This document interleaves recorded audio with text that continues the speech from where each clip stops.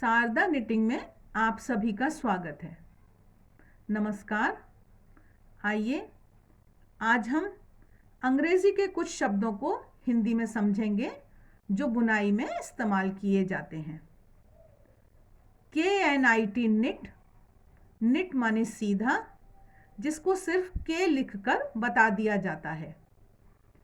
उसी तरह से PURL पर्ल, पर्ल माने उल्टा, जिसको P लिखकर बता दिया जाता है।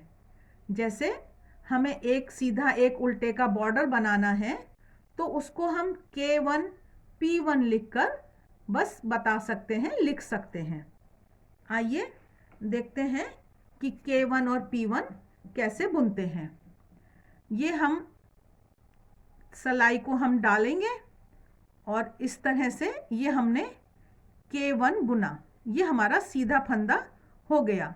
ये हमने सिलाई डाली और इसको बुना, ये हमारा K1 हुआ। ऊन को हम अंदर की तरफ लाएंगे और जब हम इसको इस तरह बुनते हैं, ये हमारा उल्टा फंदा है जिसको P1 कहेंगे। ये हमारा P1 हुआ और ये हमारा P2 हुआ। इस तरह से ये हमारा K और P है।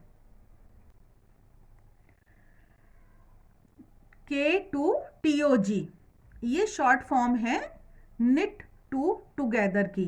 KNIT निट टू टुगेदर को शॉर्ट फॉर्म में K2TOG लिख देते हैं। इसका मतलब है दो फंदों का जब हम सीधी बुनाई से जोड़ा बनाते हैं उसको K2 टुगेदर या K2TOG लिख दिया जाता है। पर्ल टू टुगेदर P2TOG जब दो उल्टे फंदे बुनते हुए दो फंदों का जोड़ा बुनते हैं उसको P2TOG लिखते हैं। आइए देखते हैं।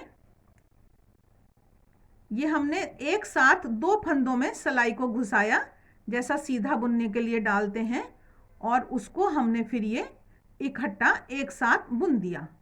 ये हमारा K2 टुगेदर हो गया।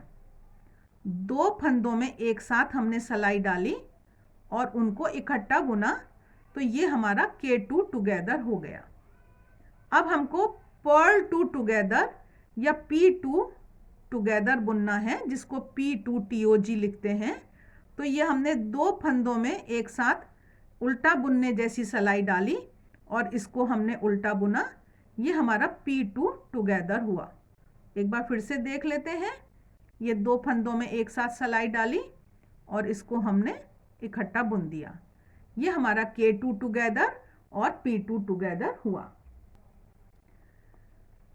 YF यार्न फॉरवर्ड या यार्न फ्रंट, ऊन अंदर की तरफ लाना, जैसे कि हम जाली बनाने के लिए करते हैं जाली के डिज़ाइन में, वो YF होता है।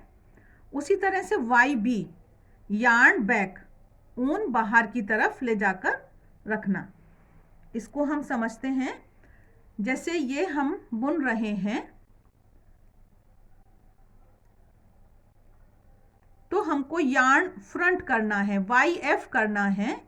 तो ये ऊन हम अंदर की तरफ लाएंगे और उसके बाद अगर हमें जाली डालनी है तो हम आगे की बुनाई करेंगे। इसको हम अभी देखते हैं। हम यहीं से पलट जाते हैं।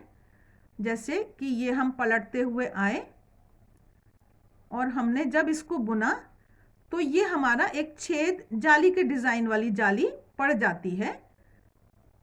इसमें हमको ये ध्यान रखना पड़ता है कि एक फंदा हमारा बढ़ गया है तो डिज़ाइन के हिसाब से इस सिलाई में या अगली सिलाई में वो दो का जोड़ा बनाकर बराबर कर लिए जाते हैं फंदे। अब हम यार्न बैक और स्लिप वन स्टिच को देखेंगे। SL1 का मतलब होता है स्लिप वन स्टिच, एक फंदा बिना बुने हुए उतारना। तो देखिए, एक तो हमें ये ध्यान रखना है कि जब हम ये बुनाई कर रहे हैं इसको हमने फ्रंट कहा क्योंकि ये ऐसा है कि हमारी तरफ है, ये फ्रंट है और ये पीछे की तरफ है, ये बैक है। इसलिए जब हम इधर ऊन लाए थे तो उसको YF कहा था।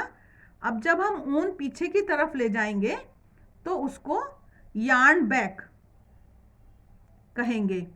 अब जैसे एक हम स्लिप 1 SL1, तो जैसे हम ये बुनाई कर रहे हैं तो ये हम ऊन जब आगे की तरफ लाए तो ये यार्न फ्रंट हुआ, फिर हमने एक स्लिप 1 करा दिया, फिर ये हम ऊन पीछे की तरफ ले गए तो ये यार्न बैक हो गया। इस तरह से डिज़ाइन के हिसाब से जो भी होता है हम करते जाते हैं। ये ऊन आगे ले आते हैं, यार्न फ्रंट हुआ, स्लिप 1 कर सकते हैं, ऊन पीछे ले जा सकते हैं, ये यार्न बैक हो जाता है और फिर हम अपनी बुनाई आगे जारी रखते हैं जो भी डिज़ाइन होता है। तो ये फ्रंट और बैक की बात हुई और स्लिप 1 स्टिच की बात हुई।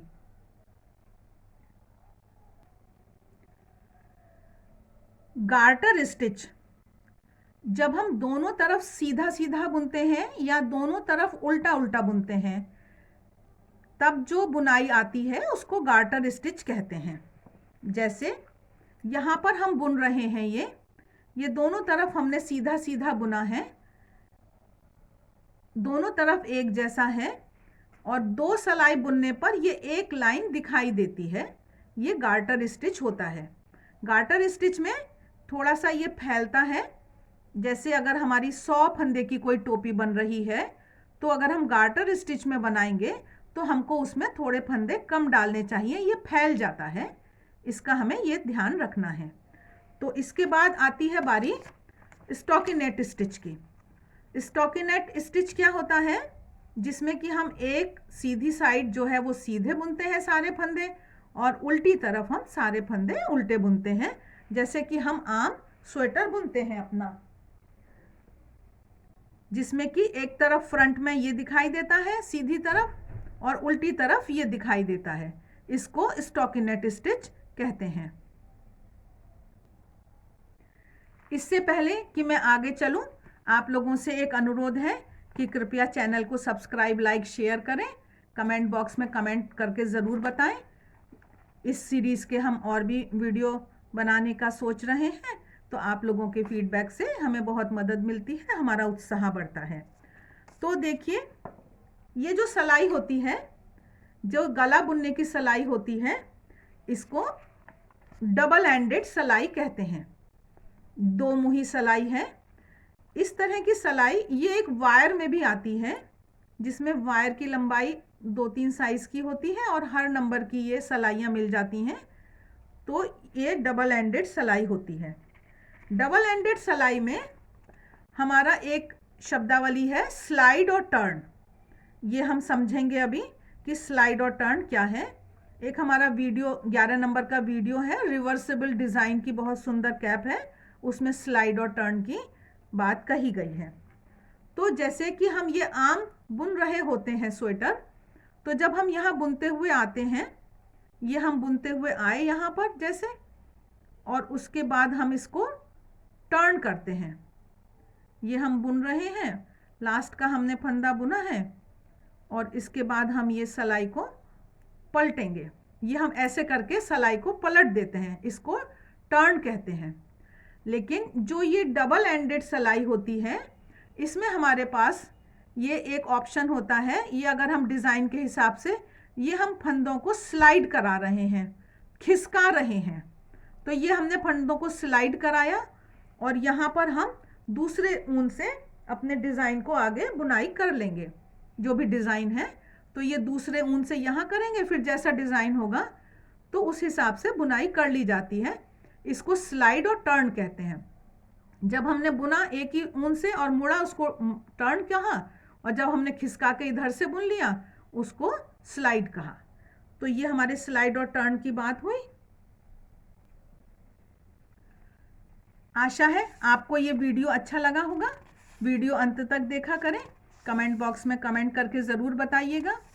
आप सबके सहयोग के लिए बहुत बहुत धन्यवाद।